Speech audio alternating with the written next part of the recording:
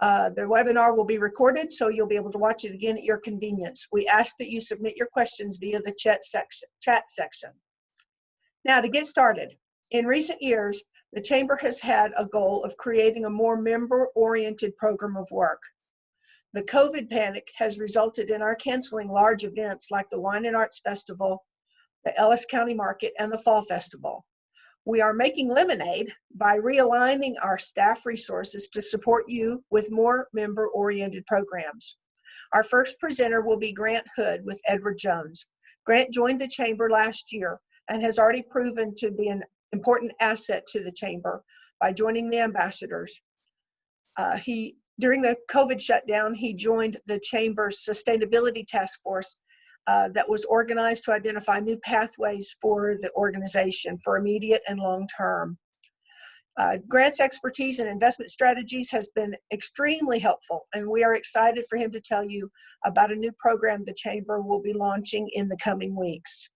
Grant, will you please tell us about the Chamber's 401k program? Sure. Okay, so what we ended up looking, Chamber was approached actually now by multiple people to help set up what is called a multiple employer plan.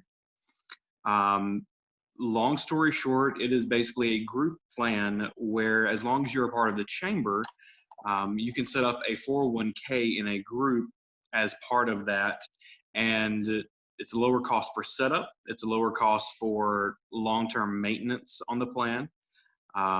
It's very affordable comparatively because, you know, it's a group. It's not you paying everything yourself. We came across this and we decided that this could be a really, really great benefit that we could offer our members, and especially, you know, the members that have been here for a while but may not have been able to set up a 401k or retirement plan for their employees. This is a pretty cheap way to do it comparative to most companies.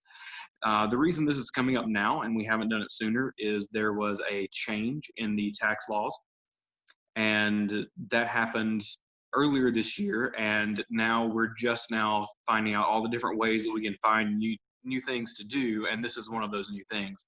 Is the Chamber can set up a group as just the Chamber of Midlothian, and if you're part of that Chamber, you get to be part of the group, and you can have a 401k set up with them. It includes all the normal options for investing and planning and all of that. Each individual business would be able to create their own set of rules. For example, taking out loans. I know a lot of people really prefer that. Instead of going to the bank and getting a loan, they prefer taking loans out of 401ks. Whether or not that's the best idea for their retirement, they tend to like that the most. You can set up all of those type things as normal. Each employer will have full access to all of the different quality investments. One of the things that we really liked about this program is that you can use local advisors, people that are here in the community that could help you pick the different investments that you're going to offer to your people. It would be someone you could send your employees to for not only just education, but for asking questions about 401k options. While most of the advisors won't be able to do detailed advice in the 401k accounts for employees, that's due to federal mandate and law, they will be able to educate them on all the different options inside of their 401ks. And it would be somebody here local, part of the Midlothain Chamber of Commerce as well. You can move your current 401ks into this program. That is one of the options that we are looking into as far as what we're offering with it. How that works, we're not quite sure yet. When it comes to a lot of the really small details, it's going to depend on who we choose to actually host it and to do all of the background work on it. We haven't decided that yet. We just got approval from the board to go ahead and start looking for and deciding who that is going to be. Once we have more information, I'm sure we'll publish much more in detail. But other than that, I think that's about it. We're just starting the process of really looking at getting the details for that. Otherwise, we just wanted y'all to be aware that this is what we are doing. Okay, So Grant. When is the projected date or projected timeline for the 401k program to roll out? This is just a guess still, but that'll be one of our questions. We're looking from, if my understanding is correct, we're going to try to get it done by the end of the year. I have a question.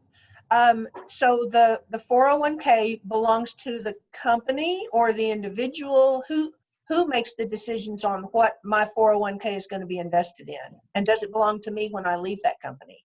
Okay, yes. So it works just like normal 401ks when it comes to this part. The money you put into it as an employee is yours, 100%. The company does have the option of setting up rules for, such as you have to be there a certain amount of time before you can start investing in it or stuff like that. But the individual employer gets to set up their own 401k kind of just under our umbrella, so they get lower cost in it.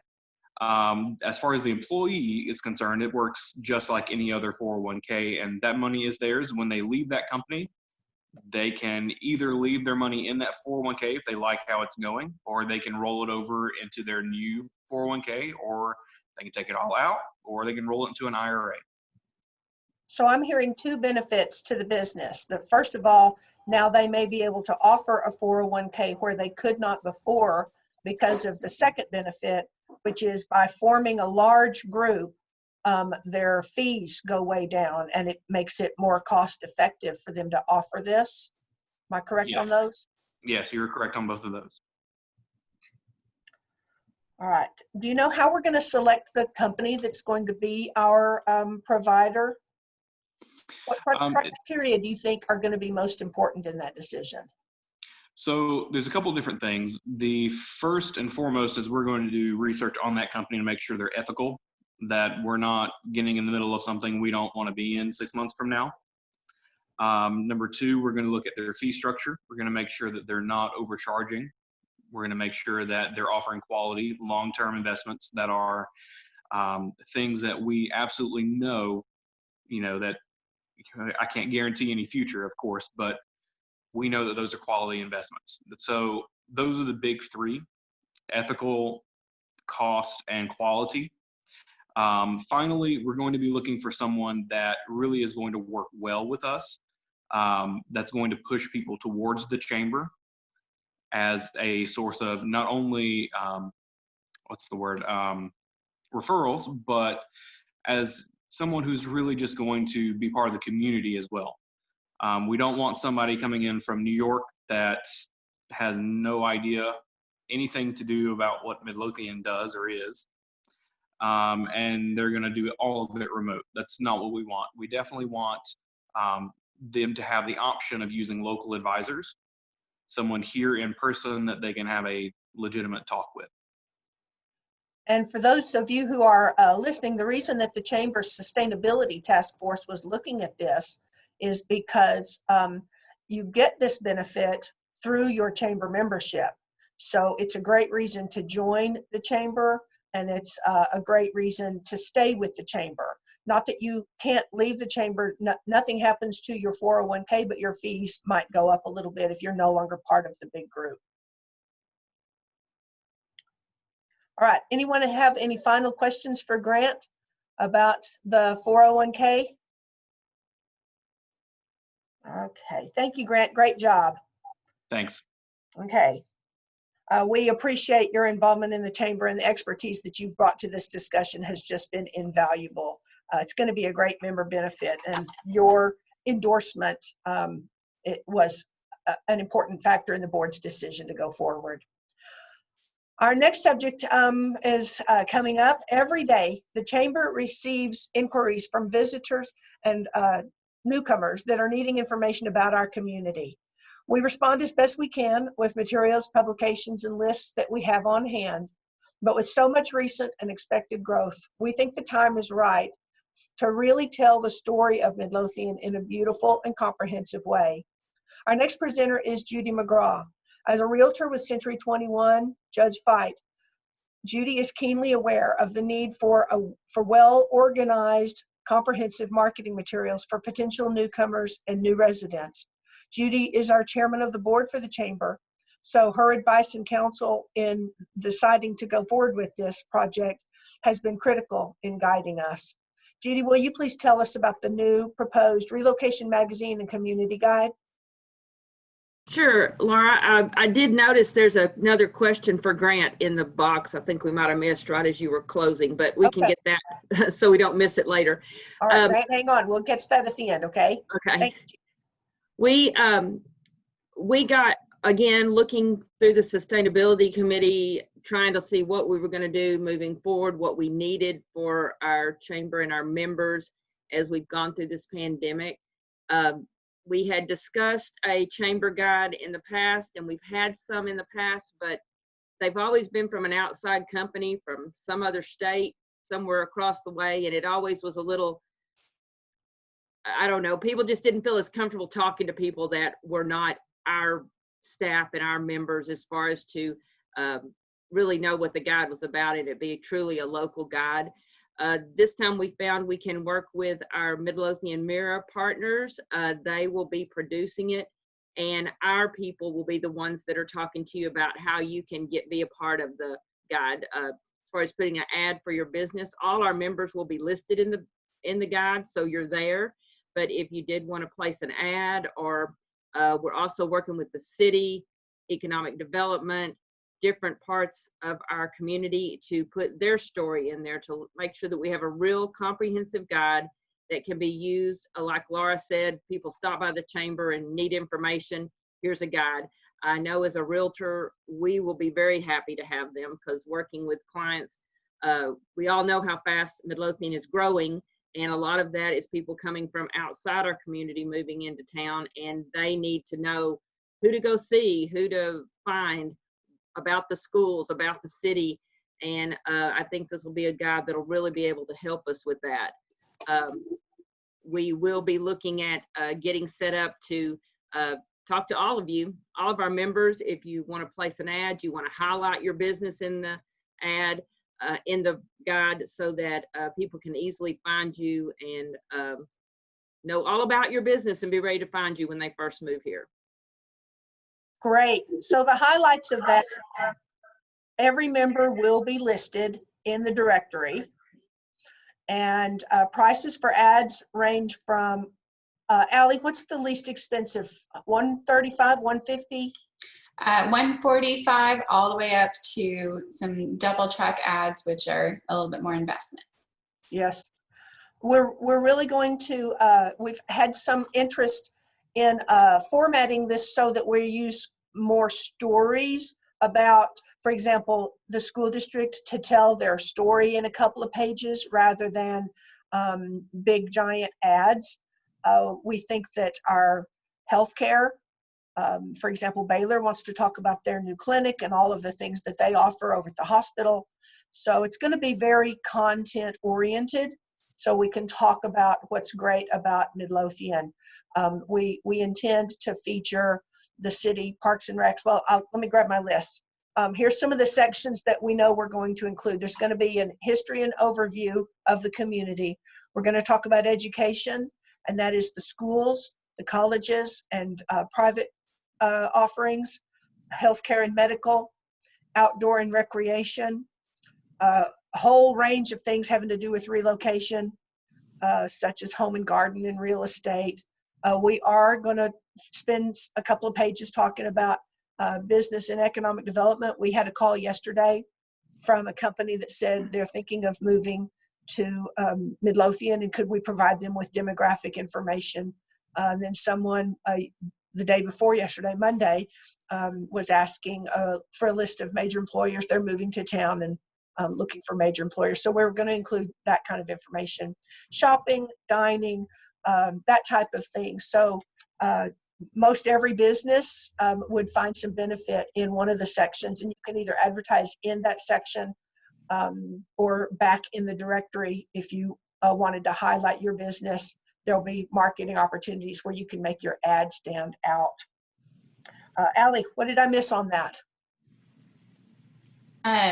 So another two important questions that we're going to need to answer is how often are we going to publish the magazine? And that is going to be annually. So as of right now, our projected rollout date is going to be in January of 2021.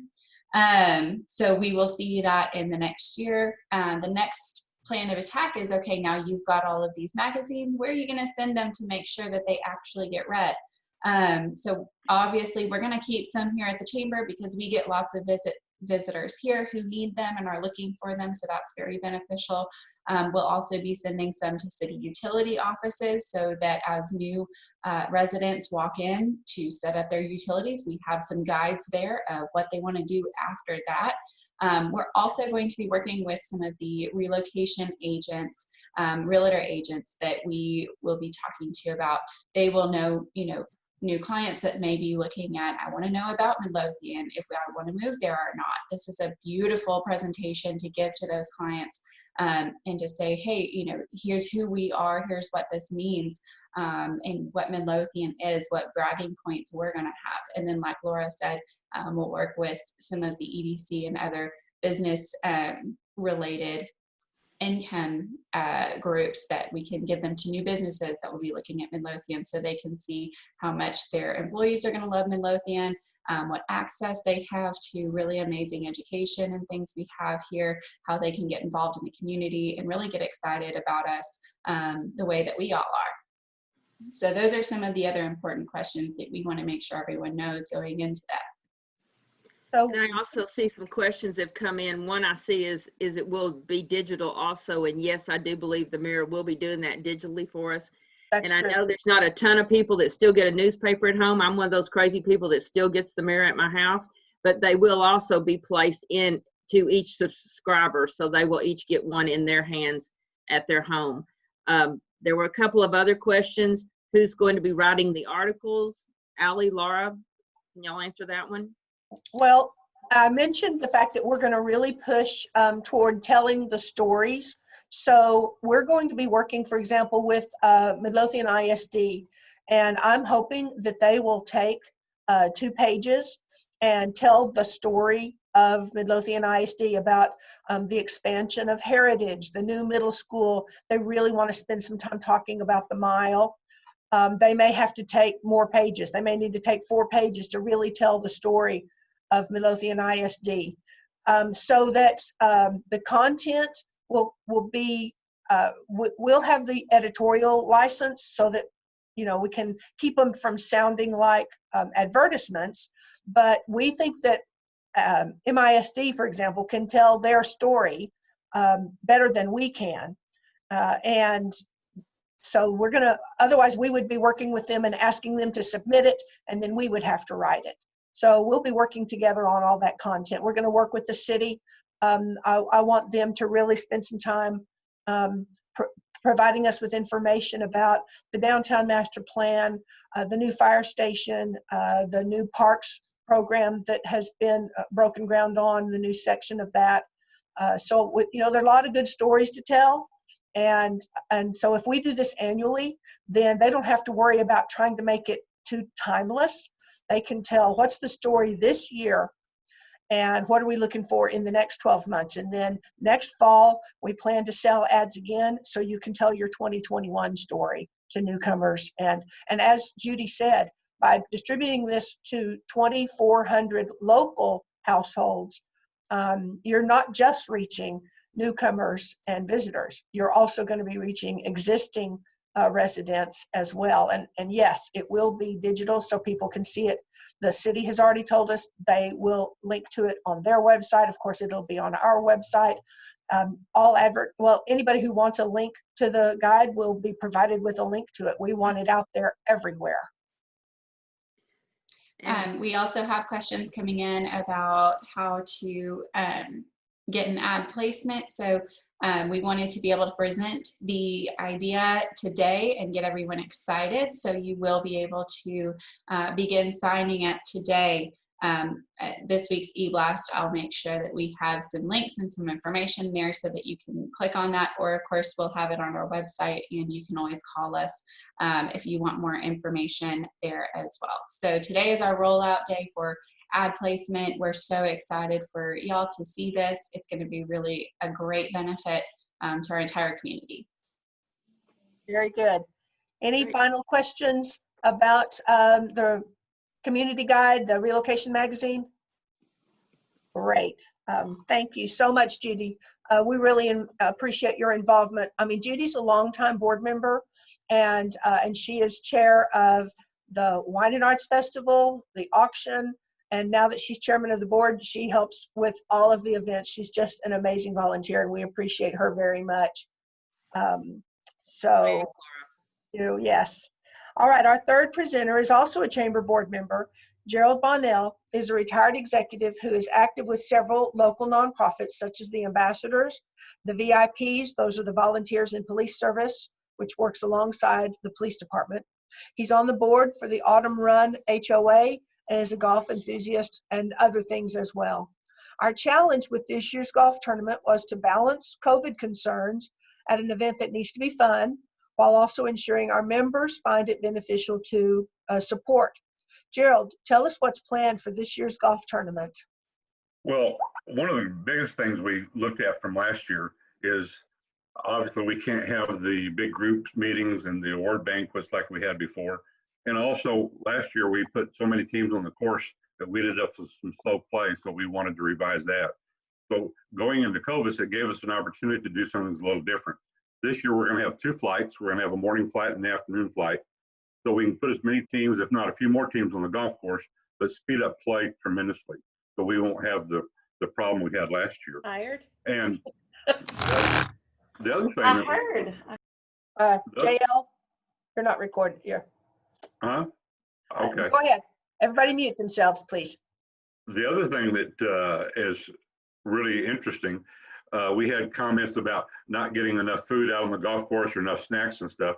This year, the morning flight will have a breakfast as well as the lunches they're finishing up. And the afternoon flight will have lunches they're coming on, and then dinners are coming off. And so we're going to have lots of food on the course, lots of spread out deals. There's be sponsorships for the holes, as we've always had. There'll be a putting contest, a driving range contest. There'll be a lot of factors involved, but still keeping everybody spread out and social distancing like we should. And then at this point in time, we're looking at our auction, our raffle being a virtual raffle where people can sign on and we can do the raffle online and still have our raffle and do the things we wanted to do, but have it not all located in one spot, but more of a virtual social distancing process. So the golf course, from that viewpoint, and the golf tournament looks like it's going to be a lot of fun this year. A little larger tournament than it was last year, even though we had the pandemic. So we're looking forward to that. And there's right now, just from looking at the enthusiasm from the members on the committee, I think we're going to have a really good tournament. So the COVID, interestingly enough, has created some really great opportunities for the chamber to be very, very member focused. I didn't mention that the reason that the magazine was part of the sustainability task force is because we have wanted to create a magazine. We needed to find a way where the board would support it, where the funds would remain local, and where it could be something that we can do year after year. Golf tournament, I don't know if next year we'll do 2 flights like we're doing this year, but if it's lots of fun, we might, because it might make it more fun for the participants to have faster play. So the date again for everyone on the golf tournament is Thursday, August 8th. 2 flights. There'll be a morning and an afternoon flight. If you don't play golf, Gerald, what kinds of ways can someone be involved if they don't play golf? You know, one of the things about the chamber, we have a great staff at the chamber, but our chamber really is made up by our businesses, and we have a tremendous amount of committees and a lot of people that do volunteer work for the chamber. You know, as a couple of us are on the board, Judy and myself are on the board. We have a board of directors of 15 to 16 people, as well as we have 4 or 5 of the community involvement as ex officio members of the board. The schools involved, the cities involved, the counties involved, Navarro College is involved in our board. and it really makes a great opportunity. So people that are out there that want to get involved in stuff, the board is a great place to look. We also, as the board members, have an executive committee that helps direct things. So the board and the executive committee really give the direction to the chamber and keep everything going. And we're always looking for new help in that area.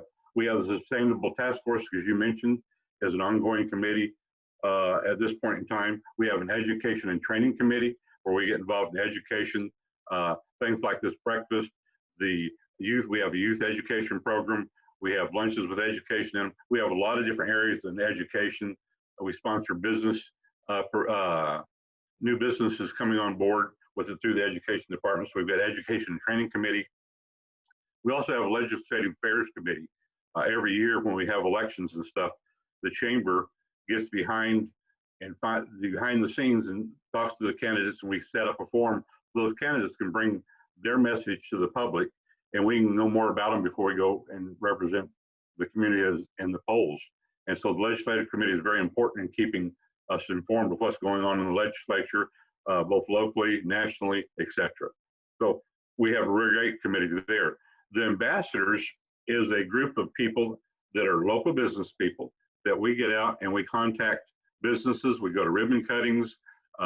We talk to other members. We're just really kind of the arm of the chamber that is more functional out in the committee on a day-to-day basis. We currently have about 18 ambassadors. We have 20 ambassadors is our normal number, and people that want to be ambassadors apply for that position, and we interview them. We try to keep that a real active group, so they make ribbon cuttings, and they make Thursday night, once a month we have a business-to-business meeting, and so we're involved in that a lot that way. The other board members, or board meetings, committee meetings, I should say, that we use on a as-needed basis is a nominating committee as we get towards the end of the year and we're looking for new board members as terms expire. We have a nominating committee to look at those and look at the applications that have been submitted. We also have a bylaws committee where we review our bylaws every 2 or 3 years to make sure we're up to date and current with current laws and things that have changed in the chamber. We're just wrapping up a new session of the bylaws as we speak and should be approved next board meeting. Event committees, we've always had a lot of events here in the area, and so we have events, and Judy, we mentioned she was chairman of the Wines and Arts. We have a spring wine and arts. We also have a fall wine walk, and so there's a lot going on there. We have the golf tournament we mentioned a while ago. We have an auction committee where we have an auction every year, and that also is a very active committee, a lot of people involved in. And then we have an awards party committee. The first of the year, every year, we have a party and we give some awards out for people that have been around a long time or been involved in the community, different type of awards. And so there's a lot of volunteer work available there. One of the other committees that we're looking at developing with what's going on with the new magazine, the 401, etc., is a member services benefit committee to help guide the 401 program, the Mirror Magazine program, several other things that we want to increase the benefits for our members as we go forward. So there's a lot of opportunity to come out and get involved with the chamber. We look forward to volunteers. These committees can handle more people. I know we just recruited a couple new people for the golf committee, thanks to Allie. So it's important to get these committees going. Why should someone serve on a committee, Gerald? What's the benefit to a member? Well, it's really twofold. One, hopefully the members wanting to go out and help improve the business community here in the Midlothian. By improving the business community, we all benefit. But secondly, as you're out there, you're wearing your own name, business tag and stuff on a lot of these committees, or you're getting involved with other people in the community. There's a lot of networking going on. And so as we work through things, one of the things we say in the police department, they have what they call a CAT program, a community action through teamwork. And as team members get on committees and get stuff, they work more with the team, they know more people in community, and that is a networking process. So it's to their benefit that way, but we really look forward to members that want to help the community and be community geared and helping the community as well. With COVID, normally the committees all generally met in person, occasionally conference call. Are any of the committees meeting virtual or in person or conference call? What's happening with committees?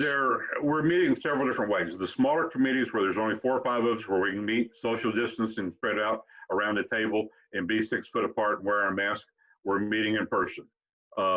We are also, as the board, our last couple of board meetings, we've met in person with the option of being virtual as well. So if we have a board member who's not comfortable being at the board meeting, they can be virtual, and we can have that both ways. And so we've had several virtual meetings, and the golf committee meeting yesterday was a virtual meeting. And the smaller committees, we've met some in person when we can. We like that person-to-person contact, but we will host it either way to make sure we get the job done. Very good. All right, we got a couple of questions about the golf tournament. Allie, is that correct? Yeah, there was a few really good questions asked in the chat as we were going through. I wanted to make sure everyone got to hear it. Sometimes the chat is a little hard to keep up with. So one of the questions was about virtual access to the auction and the raffle. The auction and raffle, you will be able to access each one of those online. For the auction, you'll actually be able to participate in the silent auction online. The live auction will be kept live only, but there's tons of great things that come up in the silent auction. That's super fun. When we get that published, we will let everyone know. You can sign up as soon as we publish it, pre-register, and that way either you're in person or online, you can participate in that, which is really, it's a fun day and everyone really enjoys that. The raffle for the golf tournament, there are some really great prizes that go into the golf tournament raffle. And like with auction, we will have that online this year. For the players that go, that keeps them safe, that they don't have to go wait in a line and stand together and try to sign up for physical raffle tickets. With an online program, we're actually able to let you do that in your own space on your phone. We'll of course be there to give you plenty of instructions, but it's very easy, very user-friendly. You'll be able to see everything that we are raffling off and get excited about that as well. Of course, we'll be around to help, but then that means that our visitors from not in the golf tournament will be able to participate as well. Let's see, for Michael asked if you can request a specific flight in the golf tournament. If you want to play in the morning or in the afternoon, you can request a flight. So if you know that the afternoon really is going to work a lot better for your group, I'm happy to help you out with that. But generally, for anyone who doesn't make a request, we're going to fill up the morning flight first, keep you guys cooled off a little bit more, and then the evening flight will go next. So let me know early if you have a specific request when you're signing up. Let's see. But of course, this golf tournament is in October, so Right. It won't be as hot. Not going to be quite as hot as it is now. That's so right. Look forward to Hopefully that. the We're weather going to will be be super very excited. Yeah. Let's see. The golf tournament, and repeat the date. So the date of the golf tournament, October 8th. Of course, you can find that on our website as well, and go find all of that information. The prices for the golf tournament are posted online as well, so you'll be able to see those too. Right now it's starting at $850 for a team, and then you have tons of options to give your players really cool experiences. This year we are introducing VIP teams, which means you get just a couple of extra little perks for your players that might be kind of fun for them to experience while they're there.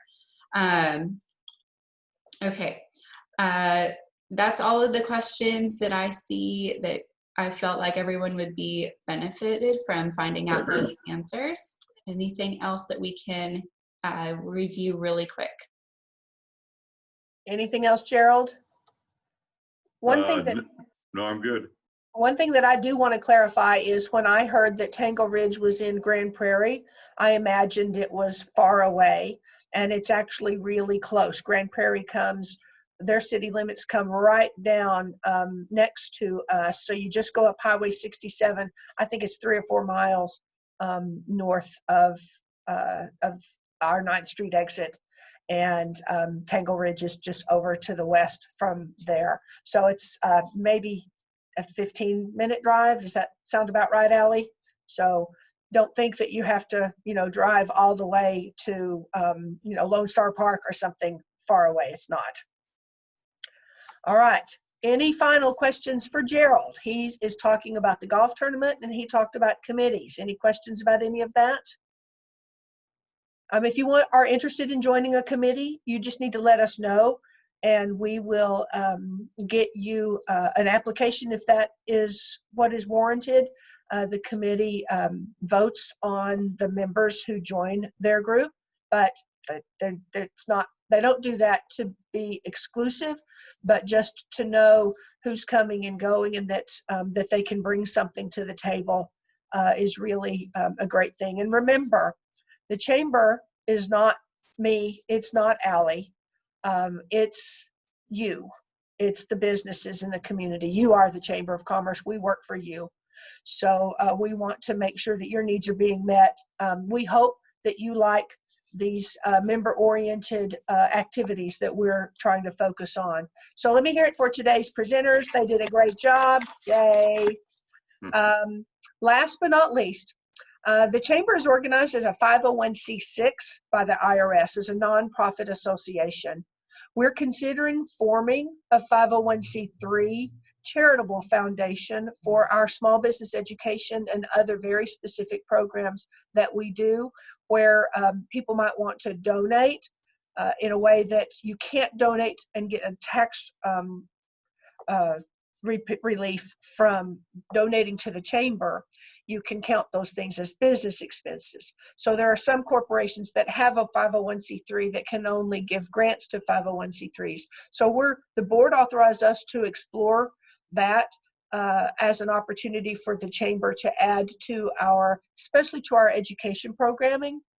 And if you have any interest, any knowledge about forming a 501c3, or you'd like to help us get the foundation launched, we would appreciate a few volunteers. Just give me a call or send me an email. Now, thank you again to our presenters. They did a great job and we appreciate them all very much. We're also thankful to our sponsors today, which were Edward Jones Grant Hood and the Southern Star team at Century 21 Judge Fight. If you'd like to sponsor an upcoming event, let us know. Speaking of upcoming webinars, please mark your calendars now for the 2020 Legislative Series. Wednesday, August 12th at 1:30, we have County Judge Todd Little. Thursday, August 20th at 11:30 a.m., we have Congressman Ron Wright. And then Thursday, August 27th at 11 o'clock, we'll feature our state representatives outgoing, John Ray, and candidate, Jake Elsey. And if there are no other questions or comments, we will adjourn, and thank you all very much for joining us today. Have a great day.